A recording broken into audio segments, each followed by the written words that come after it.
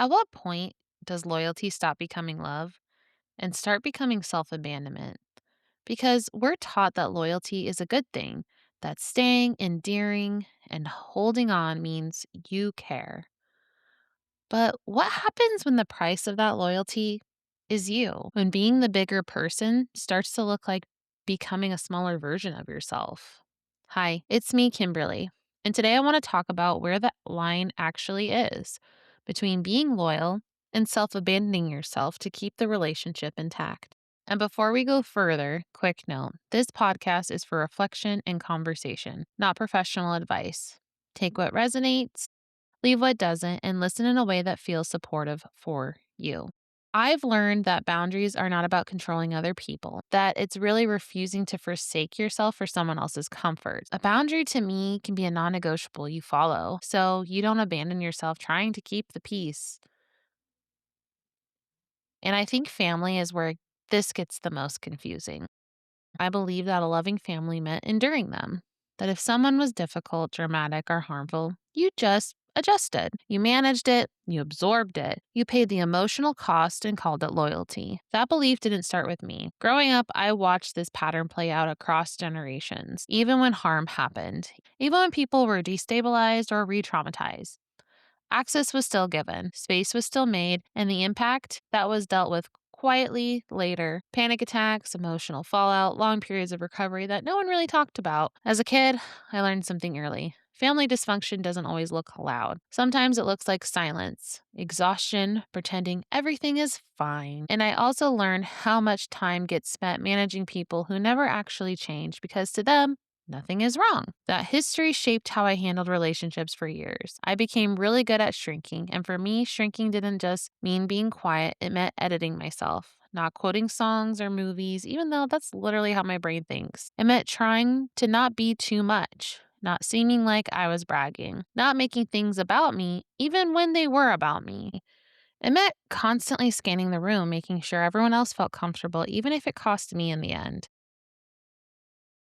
I overexplained everything, my motives, my feelings, my intentions, because I felt so deeply misunderstood. The wild part is people would say they understood me, and then they turn around and tell me they knew me better than I knew myself. And I started to believe that. Repairing things alone became my normal. That looked like me accepting the jokes that weren't actually jokes, the jabs that were meant to keep me small, making sure I didn't get any ideas, not outshining anyone, or I'm full of myself, not stepping out of line, or I'm a brat. I had to think like them, even when I was starving to feel seen and understood. Instead, I often felt confused because no matter what I did, it didn't seem like I had any real power in those dynamics. If I tried to address hurt, it somehow became how I deserved it, or how if I didn't do this, they wouldn't have reacted that way, not taking into account not listening to my nose before I exploded.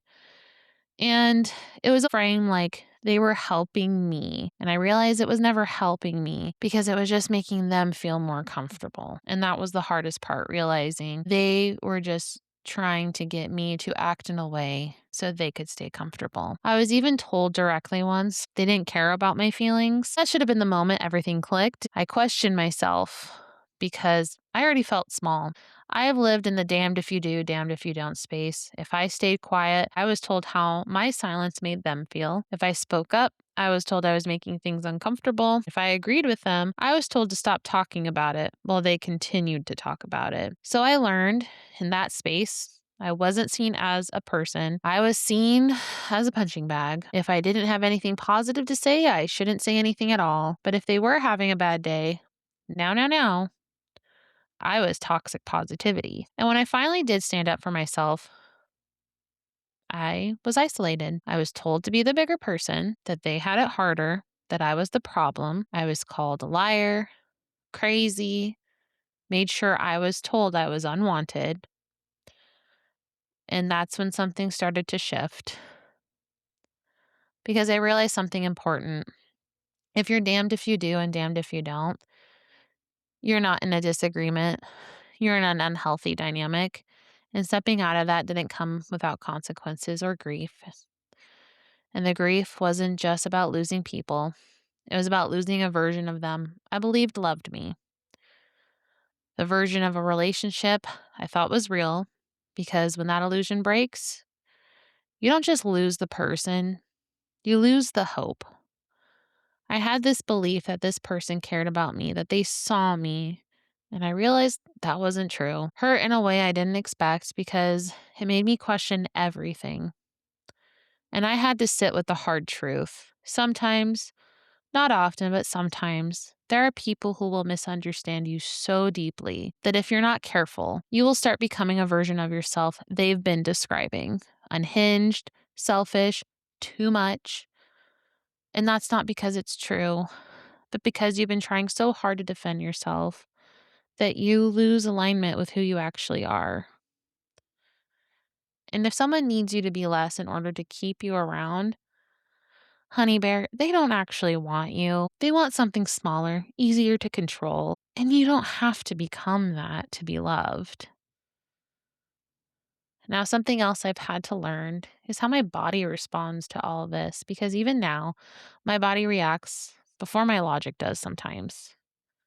I feel dysregulated, tensed, overwhelmed, and sometimes when I finally snap and say the thing I've been holding in, I feel lighter for a moment, but also out of alignment because I didn't do it in a way that reflects who I want to be. And that matters to me because I don't want to harm people just because I've been harmed. Even if what I say is true, harm is still harm. One of the biggest triggers is being misunderstood, especially from my experiences when they're minimized or compared. Like someone saying, well, mine was worse, so yours doesn't count. We don't get to decide that for other people. And we also don't get to decide what traumatizes people. And I've learned people who do that are often avoiding accountability. And over time, I've had to build boundaries not just to protect myself, but to make sure I don't explode because I know I can be blunt and I know my words can hurt if I'm pushed far enough. So now I choose distance, no silent treatment, just natural distance from people who have shown me they're not interested in taking accountability or even acknowledging what they did. And what I found interesting is real repair feels completely different. When someone can disagree with me and still be kind about it, I feel so close to them, not further.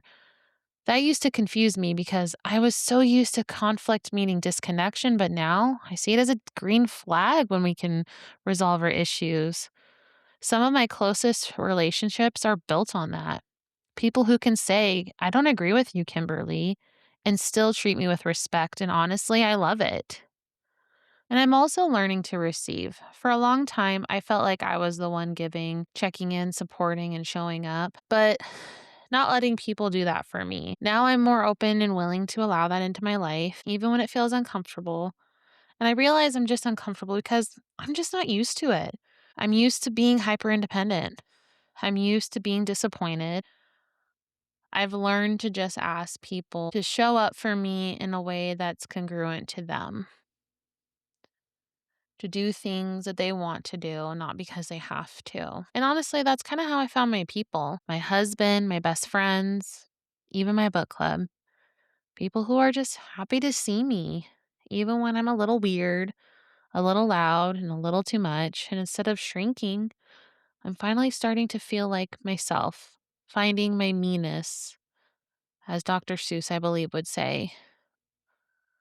Because here's something I've been thinking about. I think we care too much about making other people comfortable. And somewhere along the way, comfort and harm got treated like the same thing, but they're not. Being uncomfortable is part of growth, being harmed is not. And when we blur the lines, we start teaching people, specifically kids, that no one will actually have their back, that keeping the peace matters more than protecting people, that we care more about keeping peace and people comfortable instead of protecting people. So now, loyalty means something different to me. It's not about staying no matter what. It's about compatibility.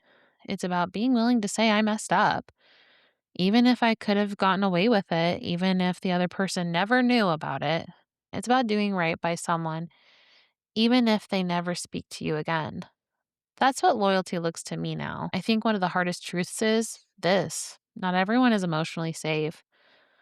Some people are safe in certain ways, and I've had to learn the difference. Trust is earned, and I give it to people who help me feel safe and seen. So, back to the question, when does loyalty become self abandonment? For me, it's when you have to silence your needs. When you're the only one doing the repair, when you're expected to carry the emotional cost so everything can appear fine.